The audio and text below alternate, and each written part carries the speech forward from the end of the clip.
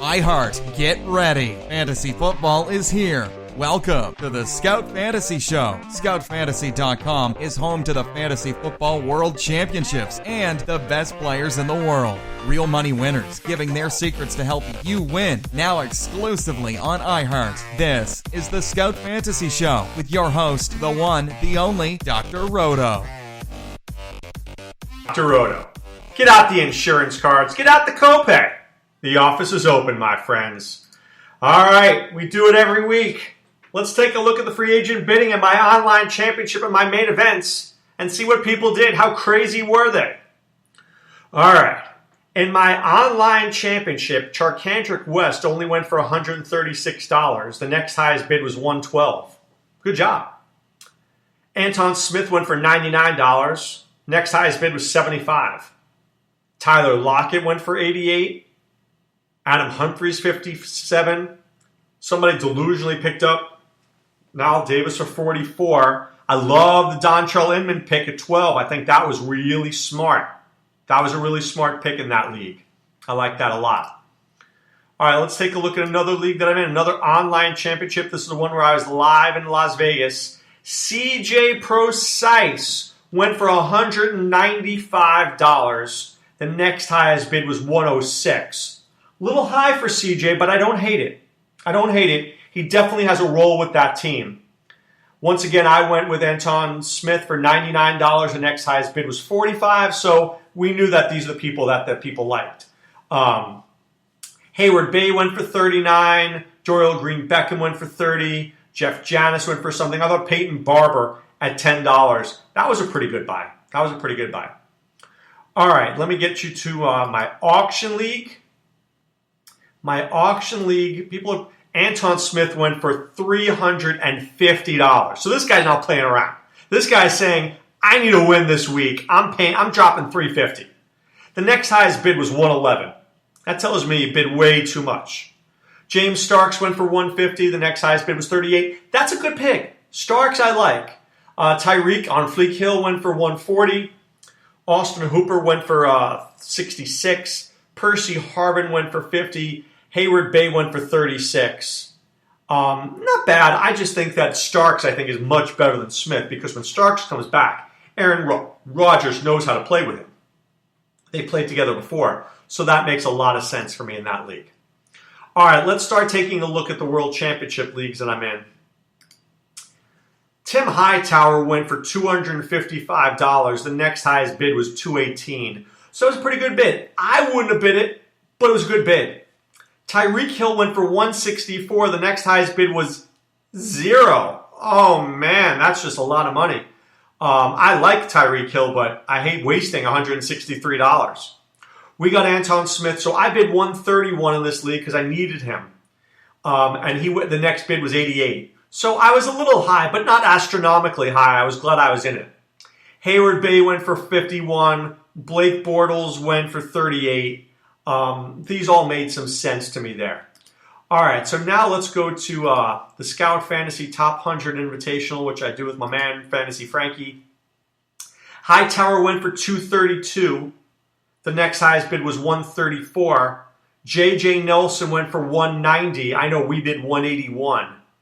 We got Anton Smith at $151. The next bid was $78. So Hightower, I didn't love Hightower, and I'll tell you why. I think that was a one-week wonder to me, whereas I think J.J. Nelson isn't. Now, Anton Smith, we could argue, is a one-week wonder. We could argue that. But if Martin is out, or Quiz is out for any length of time, Anton Smith may be a two-week wonder, right? Adam Humphries went for $32, Austin Hooper 38. And then this is a very clever league here. They just stash guys. Hayward Bay went for $3. Vernon Davis went for $4. Teron Ward went for $5. People just like to stash guys. All right, let's see. Another World Championship I did here. We have CJ Procise went for $299. That's expensive. Next highest bid was $65. So I think they paid full price for that one. Anton Smith went for $110. The next bid was $102. So that was an excellent bid. For Fedorowicz went for 69. We bid on Peyton Barber. We bid on Anton Smith, we were outbid. But we got Barber at 43, and the next highest bid was 39. So I was pretty happy with that. Dontrell Inman was a good one for $41. I like that a lot. Dorial Green-Beckham was 21. Ryan Tannehill we picked up this week for $16. We were happy with that. Austin Hooper for $10. I like that a lot. Usually you're getting your kicker and your defense for $10 or less. Right? That's what you're doing here. Here's another one that I'm in. So there's a lot of heavy hitters in this league. Tim Hightower went for $213. The next highest bid was $89. R. Kelly went for $212. We had the second bid at $112. CJ Fedorowicz was $189. The next highest bid was $12.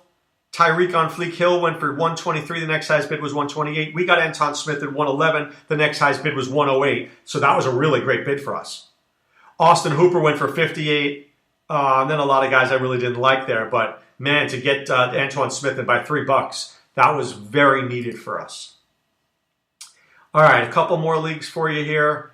Charkandrick West went for $350. The next highest bid was $347. Kudos to David Keel for doing that. Good for him, up $3.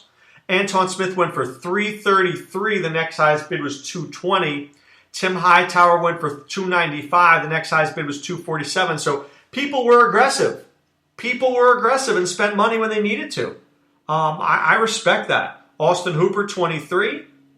Seth Roberts went for $17. I like that. So I thought that was those are very, very aggressive bids in that league. And then finally, the last league that I do here, Tim Hightower went for $300. The next highest bid was $201. We got Anton Smith because we were desperate for $148. The next highest bid was $107. CJ Procise went $79. The next bid was $37. I think that was us. I liked him. I think that would actually have been a very good play there. I think he would have helped us a whole lot. But Austin Hooper went for $14. Vernon Davis I thought was going for a little bit too much, but I really do like that. Retrospectively, I like that Procise at 79 more than I like Anton Smith at 148. Anton Smith at 148 is good for this week, but I think Procise moving forward, that's a better deal. In this league also, somebody picked up Ladarius Green for $4. I like that a lot as well. That's pretty good stuff there. So there you have the wide ranges. Some leagues, most people were like in the 1s and 2s. People who were in the 3s, they needed to be aggressive. Let me go back here to that guy. I think it's this league. Let me see. Oh, no, it's this other league, right? So this other league, let's look at free agency. He bid $342. But the truth was, he still has a couple $100. So now that we're getting close in this league, we have $528. We can get anybody we want, right? We're the highest guy. There's one other team with 521, but after that it's like 3s and then it drops. So I chose, like I said, I was trying not to be that aggressive because I know there's a couple more bye weeks coming and looming, and I may need to be more aggressive next week. I'm always hedging. I'm hedging in case I need to act. And that's what I encourage you guys to do as well.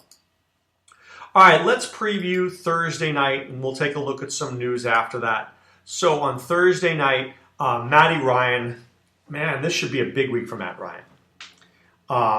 There's no way that Vernon Hargraves or Brent Grimes can even stop Julio Jones-Roto. There's no way. So Matt Ryan, I've got to think, has a big night. Big night.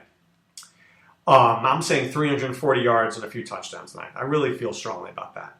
Famous Jameis Winston is going to be good. It's going to be good. But I think Desmond Trufant is pretty solid.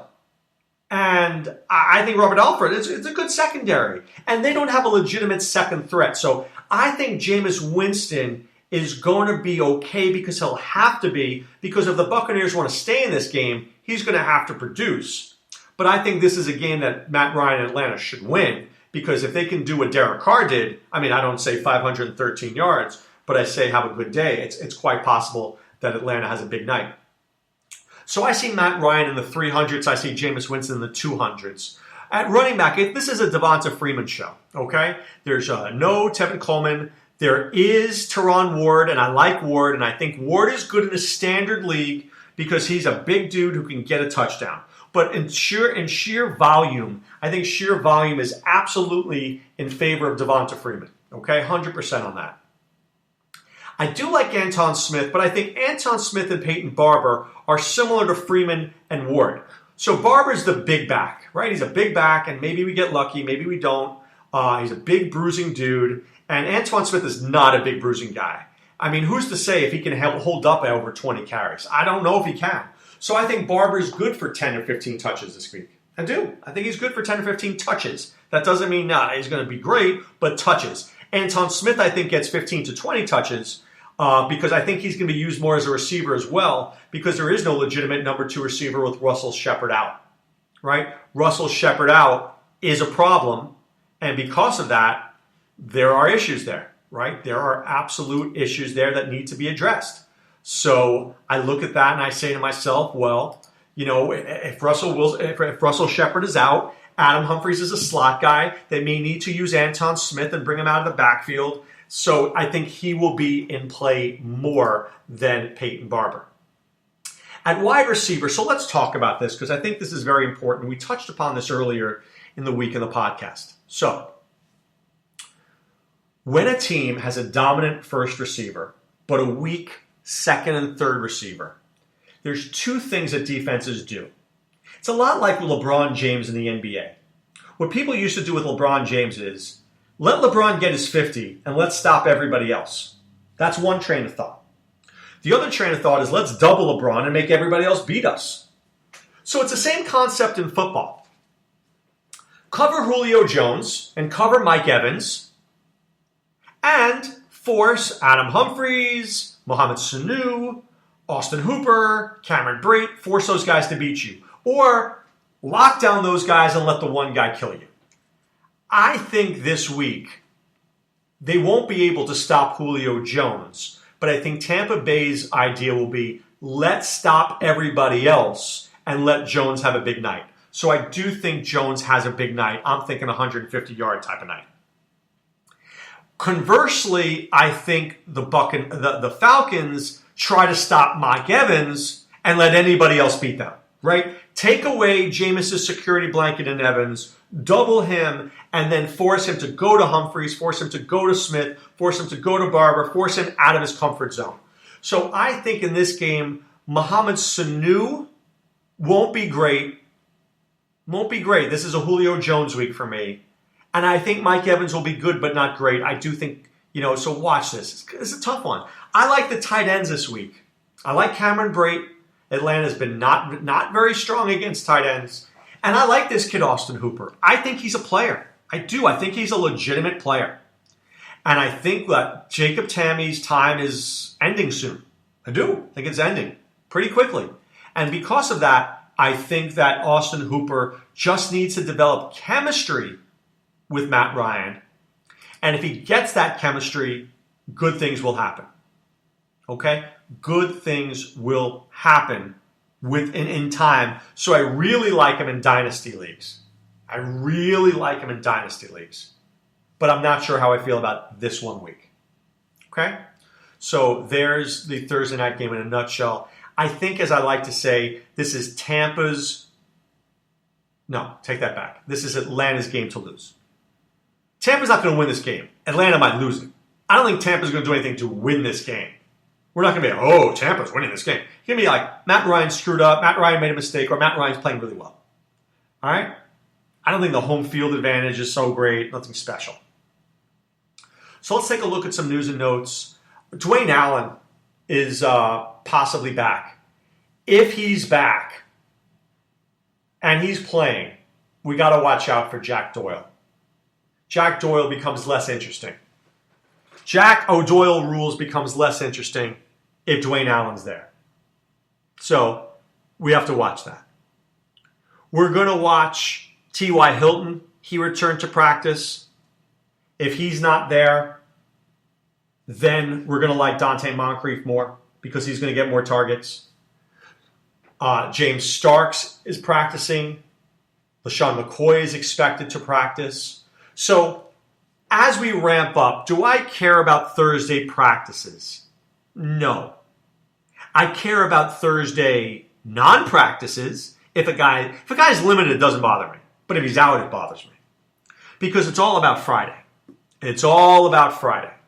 So on Friday night, when we go through the practice report, if a guy didn't practice on Friday, 85% he's not playing. And that's what I focus on. That's really what I focus on. Not so much Thursday, because if you're not playing Friday, very rarely, he's playing well on Sunday, and then he's going to have a great game. No. You got to get some sort of practice in. Not a big practice, but some sort of practice. If anybody's been holding Amir Abdullah, it looks like he's not going to return this season. That's what MLive.com is spouting out. And I trust MLive. They're on the pulse of the Lions there. They tend to believe that Abdullah, it says his season appears to be nearing an end. Okay? If that's the case, you can cut him. Like I've been holding him in the league, I'm going to drop him to my injured reserve. So Abdullah just can't seem to stay healthy. Here's another report. Frank Reich says it's fair to say that Zach Ertz and Carson Wentz have not been in sync. You think? You think? I think it would certainly help Carson Wentz if he went to Zach Ertz. But right now, Zach Ertz is borderline cuttable. Borderline cuttable. Speaking of tight ends, I don't love Ladarius Green this week. I think other people do. I might like him in a couple of weeks, but not right now. And certainly not against the Ravens, and certainly not with Ben Roethlisberger here. See, the thing about tight ends, we talk about this a lot. Tight ends, they're like catchers to me in baseball. A catcher's tough because they have to play really good defense. And by the way, congratulations to the Chicago Cubs. Great series for the Indians and Cubs. May have been one of the best Game 7s I've ever seen, truthfully. Or maybe one of the best baseball games I've ever seen. But I digress. Catchers have to worry about defense, and they have to worry about offense. Tight ends have to worry about blocking, and they have to worry about going out to catch passes. So I know wide receivers block, but they don't really block. I mean, come on. Outside of like Torrey Smith and a couple other guys, who really blocks? So Hines Ward blocked. But, tight ends really have to understand how to block and the blocking schemes. So Ladarius Green, I just don't think is ready to do that. He's not ready to protect Ben Roethlisberger. And if you don't protect Ben Roethlisberger, you're done. So I think they're going to give him some time. Jesse James has been an absolute find this year.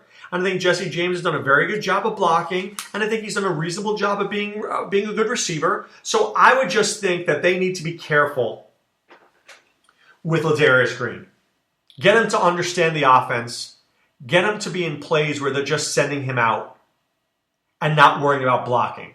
Let him be the number 2 tight end who goes out for passes, like he was when he was in San Diego. Right? Use him on select downs. Give him 15 snaps a game. Maybe give him 2 or 3 passes a game. That's about it. Maybe next year he'll be ready, but I don't think he's ready this year. I really don't. I don't think he's ready. I think we want him to be ready, but I don't think he's ready. All right. Right now, it's time to put away the insurance cards, put away the copay. The office, it's closed, my friends. I want to encourage you guys to check out scoutfantasy.com. Enter the promo code RONUS. You pay $12. We'll give you everything free to the end of the football season. It's as simple as that. We will cover you till the end of the football season. Promo code RONUS, and we're happy to have my friend Adam Ronas join us at Scout Fantasy. And we're looking forward to doing some radio with him tomorrow night on Sirius XM Fantasy Sports Radio. And then again on Saturday morning. Ronas has to bounce back. He gets 5 hours of Dr. Roto. I hope he's ready for that. Hope I'm ready for that.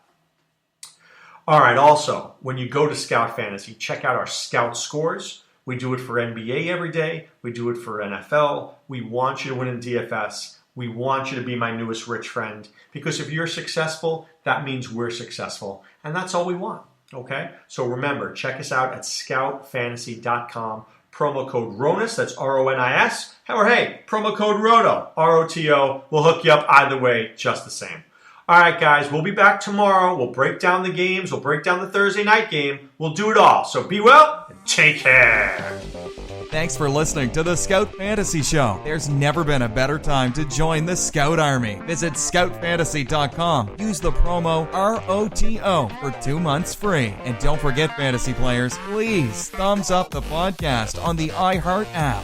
See you next time. Go Scouts!